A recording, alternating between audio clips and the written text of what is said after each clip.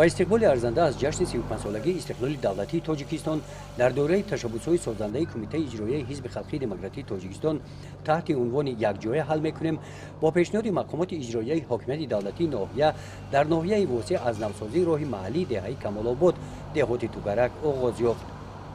با چنین اقدام وطندوستانه رو آوردن صاحبکاران محلی را در آن شهر دادند که راه مذکور در حالت ویرانه قرار داشته با پست و ناهمواری‌ها توسط آن رفت آمد مسافران و واسطه‌های نقلیات سال تا سال مشکل‌تر می‌گردید.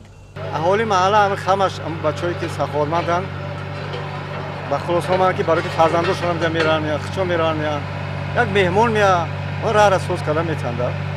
باید است که با او دوریم با او دیگه میگذرونیم. اوزی او دوریم یک دو جا نقطه. ما میگیم یک فگر نقطه کنیم که مسافت نزدیک شباره آدم برای آوردن در زمستان. بعد راه هم خوب شد آوردن هم آسان میشود. با همت بلندی صاحبکاران محلی و نفران سخاوتمند دهه توسط حشر دست جمعانه راه ویرانه قدم به قدم نوسازی کرده شده سیمای شفت آن مکتب و منزل‌های استقامتی حسن زیباتر را گرفتند.